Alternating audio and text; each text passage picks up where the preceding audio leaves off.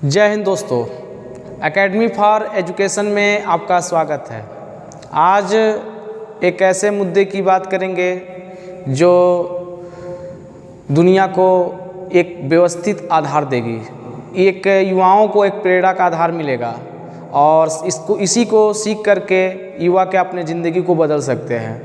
तो ये ऐसे व्यक्ति की बात करेंगे, ऐसे महानतम व्यक्ति की बात करेंगे जो अब दुनिया में नहीं है और उनका जून में ही उनका देहांत हो गया था कोरोना की वजह से। उस व्यक्ति का नाम है मिल्खा सिंह। आप लोग सभी लोग परिचित होंगे, लेकिन इनके जीवन के बारे में, कठिनाइयों के बारे में, परेशानियों के बारे में, कैसे अपने जीवन में आगे बढ़े थे, इनके जीवन से हम सीख लेकर के आगे बढ़ सकते हैं। ये बहुत प्रेरक व्यक्ति हैं, इनसे इंस्पायर्ड होकर अपने आप को आगे बढ़ा सकते हैं। चलिए हम देख लेते हैं कि जो मिल्खा सिंह हैं ये महान एथलीटर हैं और ये क्या हैं। तो महान भारतीय धावक मिल्खा सिंह का जो अभी मृत्यु हुआ है 18 जून 2021 को इनका निधन हो गया और ये 91 वर्ष के थे।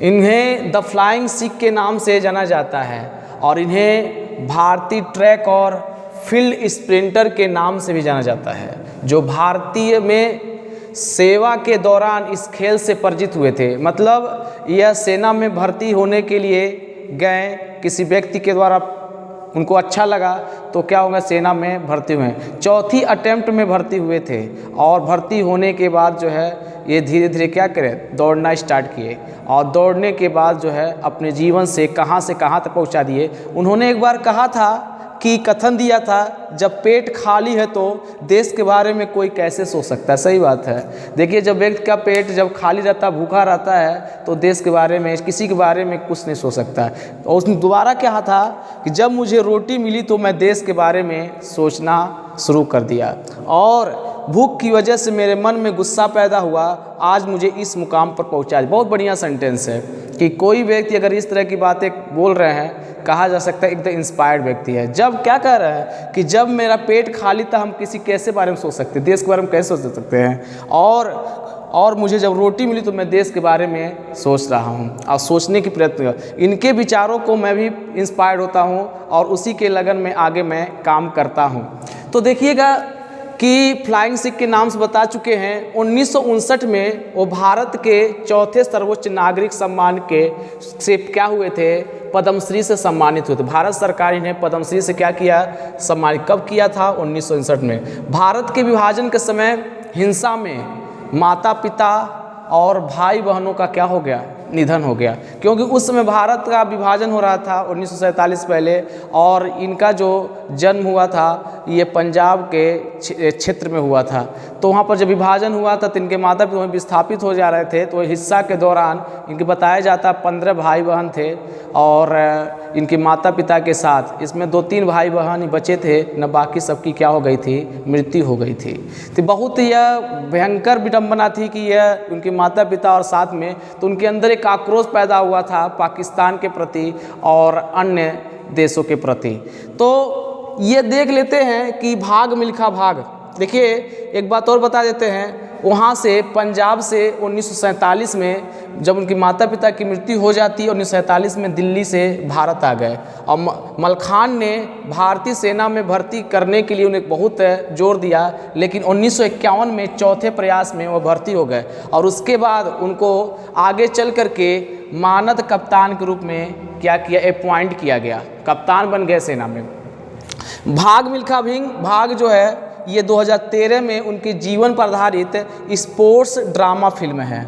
एक फिल्म बनाया गया था, 2013 में बनाया गया था। उनका क्या नाम था फिल्म का नाम? भाग मिल्खा भाग। आप भी देख लीजिएगा, ये बहुत अच्छी मूवी, इंस्पायर्ड मूवी है और एक ड्रामा से भी युक्त मूवी है। निर्देशन कौन किए थे? ओम प्रकाश मेहरा किए थे। और अभिनेता कौन थे बने थे जो मिल्खा सिंह का रोल अदा किए? फरहान अख्तर। यह राष्ट्रीय फिल्म पुरस्कार इनको दिया गया। 2014 में आईफा अवार्ड दिया था और 5 पुरस्कार उसमें जीते थे। उनके किताब का नाम है the race of my life. Milkha Singh के किताब का नाम क्या है? The race of my life. इनका जीवन का क्या था? जीवन में आगे बढ़ना था। तो कथन तो बता चुके हैं, अब बात कर लेते हैं उनके अचीवमेंट के बारे में। राष्ट्रमंडल खेल जो हुआ था 1958 में कार्डिफ में, उन्होंने 400 मीटर की दौड़ में स्वर्ण पदक जीते। एशियाई खेल हुआ था 1958 में टोक्यो, स्वर्ण पदक 400 मीटर में। इसके बाद एशियाई खेल टोक्यो 1958 में स्वर्ण पदक 200 मीटर में। एशियाई खेल 1962 जकार्ता में स्वर्ण पदक 400 मीटर। एशियाई खेल 1962 जकार्ता में स्वर्ण पदक 4x400 मीटर रिले में क्या स्वर्ण पदक जीते। तो ये देखिएगा इनका जो रिकॉर्ड है स्वर्ण स्वर्ण स्वर्ण, बस खास तौर पर ये स्वर्ण के ही नाम से ही कह सकते जाने जा सकते हैं। और ये अपने जीवन में बस स्वर्ण के अलावा कुछ नहीं दिए। उनका कोटेशन ही सुन करके यही लगता है कि वो बहुत इंस्पायर्ड व्यक्ति थे। कारण क्या, माता पिता की मृत्यु, भाइयों की मृत्यु, उनके जीवन को क्या कि बिखर कर रख दिया था और उनके अंदर गुस्सा पैदा था। जब व्यक्ति के अंदर गुस्सा पैदा होता है तो कुछ भी करने के लिए तत्पर हो जाता है। तो ये आदमी के अंदर होना चाहिए, मिल्खा सिंह से इंस्पायर्ड होना चाहिए। जीवन परिचय की बात कर लेते हैं। तो जीवन परिचय जो है 20 नवंबर 1929 में इनका जन्म हुआ था। कहाँ हुआ था? गोविंदपुर में, पंजाब में पड़ता है, अब पाकिस्तान में है। ये जाट परिवार में पैदा लिए थे या राजपूत सिख परिवार में हुए थे। उन्होंने रोम के 1960 ग्रीष्म ओलंपिक और 1964 के टोक्यो ग्रीष्म ओलंपिक भारत के लिए प्रतिनिधित्व किए थे। उनके पुत्र भी हैं जीवा मिल्खा सिंह और वह गोल्फ खिलाड़ी हैं, जबकि उनकी पत्नी का नाम निर्मल सैनी है और मिल्खा सिंह, और सोनिया सावलकर जो है उनकी बेटी है। तो ये क्या था, इनके जीवन से जुड़ी हुई, महान एथलीट मिल्खा सिंह के जीवन से जुड़ी हुई ये रोचक तथ्य थे जो हर व्यक्ति को, हर स्टूडेंट को, हर पर्सन को इसको जानने की ज़रूरत है। यहीं पर लेक्चर समाप्त होता है। मिलेंगे किसी और व्यक्ति के साथ और जीवनी के साथ। Thank you very much.